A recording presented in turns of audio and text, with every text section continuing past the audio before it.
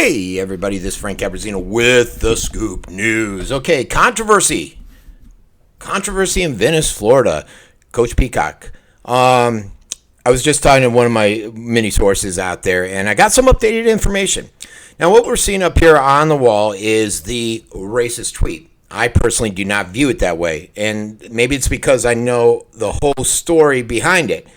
And it's interesting how it's played out, what's played out, and a lot of information that's not being communicated out there or isn't being communicated accurately out there, which conflicts with what a lot of stuff I am hearing. And basically, I think what we have here is some, and I think I put out a comment someone made the other day, is some administrators that did not like Peacock, that saw this as an opportunity to get rid of him, some local leaders in the community that didn't like them and applied pressure to their friends at the county school board to get rid of them. And you just got to look at the timeline. Now, you probably all heard just prior to this that Brady's team was on a suspension due to practicing illegally. They were practicing when they weren't supposed to. How did that come out? My understanding from my sources is that it was an ex-trainer in Venice found out about these practices, and she filmed it. She gave it to Peacock, the Venice high school coach. He, in turn, turned it to the state board and said, what's going on here? Why are they allowed to do this? None of us are allowed to do this. It's cheating. Shouldn't be allowed. That led to the suspension. Obviously, that probably pissed Brady the fuck off. It would have pissed me off. It would have pissed any of us off, I'm sure. So then, the tweet, the like of this tweet. And basically, it's some kid on there. I guess he went to Venice and he said, hey, coach, is this what you use? I don't know. Maybe I know some black guys that use it. So to me, it's not a big deal. Peacock liked it. Maybe there was a racial undertone. I don't know. Maybe there wasn't. We don't know. You can't just say somebody liked it, so therefore they're a racist. That, I know they love to push that narrative. Not sure I'm buying that narrative. So there was going to be a meeting, and I think it was due to that practice situation and this liking of this tweet, where Coach Peacock was supposed to sit down with Brady, the principal there, the school board member, whoever represented them, and the principal, Jackson, over Venice.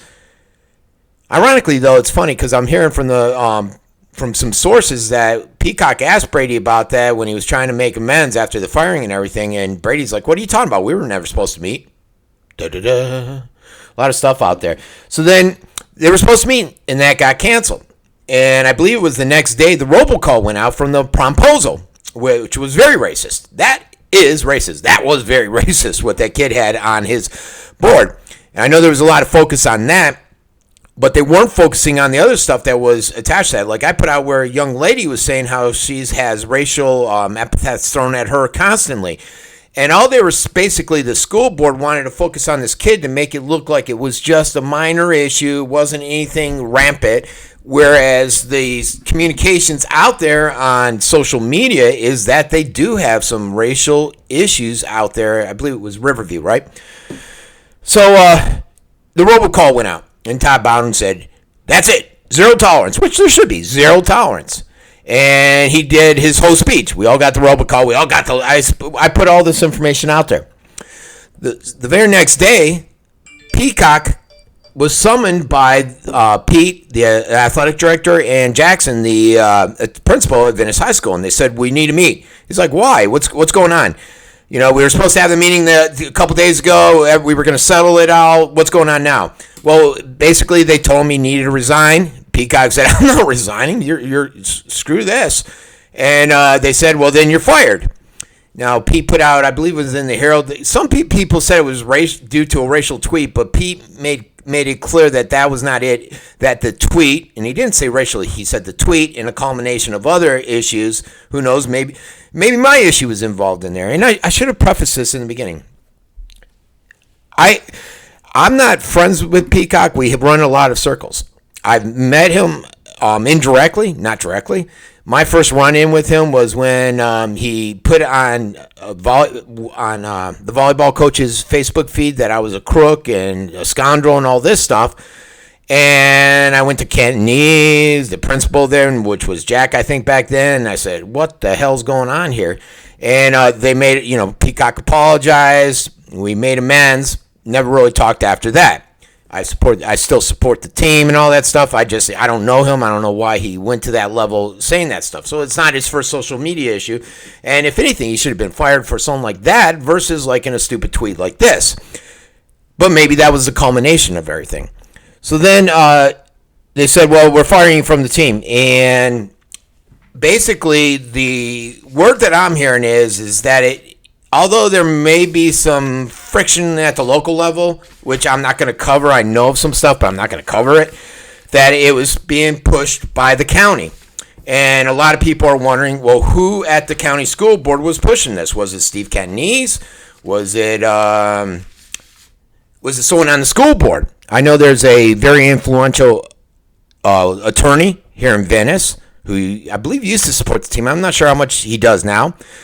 He doesn't like Peacock, from my understanding, and he's very good friends with Eric Robinson. Were some calls made?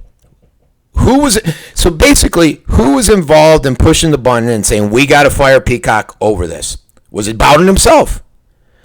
And how Bowden has handled everything since he's been on has been atrocious. And I would send in a FOIA request, but they ignore mine now. They're not fans of me because I break so much stuff of their wrongdoings, like the therapist that I told they're limpy about 8 months prior to them actually getting rid of the guy over sexually assaulting his foster child. And I told him 8 months prior, and he just chose to ignore me. So, who was it? And that's what a lot of people are asking. Now, there's a lot more to this story. Like I said, we all know about the practice. We all know about Peacock's involvement there. One thing, though, that I heard today is Huddle. What's Huddle? I'm like, I surfed in high school here in Venice. I don't know what Huddle is. I have two girls. They don't play football. And I guess it's some program that they all use, all the high school footballs and even colleges, where they film plays. They use it to sell, scout, recruit, do all this stuff on there. It's a valuable tool. And Peacock, my understanding, what's being told to me, had his... Now, all this isn't out there yet because there's an NCAA investigation, I'm being told. And all this stuff is, his has been hacked. He's like, something's not right here. Somebody's in my account. Can you guys check this out? Huddle checked it out, and they said, you're right. Yours was hacked, and he was basically told that everybody that competes against Brandon River had their Huddle hacked. They did some further research, and the IP address was coming from over there in the Brandon River area. So somebody over there is the hacker. There's some connections to the University of Mississippi or Missouri, I think it is. And the coach, they're not sure who, but they believe there's connections at the University of Missouri that gave up this information. Somehow they tie into this hacking. And there's some ties between the coach in Braden River and that college and some of the individuals over there. So it's an ongoing investigation where they're checking all that out. So it's a lot more than just liking a tweet and making it a racial issue and pushing a racial narrative. Brady was pissed because Peacock busted him doing this illegal practice. And I think the news came out and said it was an illegal practice. They didn't tell anyone that it was a trainer that filmed it. I'm hearing it was a trainer that filmed it. I know it was Peacock that turned it in, but you didn't hear any of that. You didn't hear anything about Peacock being upset about someone in the Braden River area hacking an IP over there, hacking his Huddle account, which is very concerning. You didn't hear a lot of this stuff. And again, I go back to who is pushing this. Who agenda is it to get rid of them?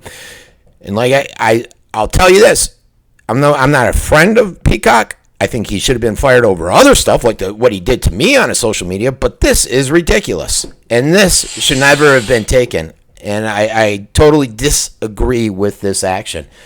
So that's where we stand. Oh, one other thing I'm hearing through the grapevine, that Peacock wants his job back. And I sort of assumed that the way he responded to the firing in his letter, that he wasn't done. He wants his job back. And he basically, I'm hearing in June, if he doesn't have his job back, that he's already lawyered up and he will file suit against the county and everybody. That's what's going on out there. That's what's being whispered around the circles. So will he get it back? Here's what I foretell. I don't think he'll get it back. I just don't think it's going to happen. I think he'll sue the county. I think he'll probably win because the county school board has screwed it up so bad. I think they'll screw it up.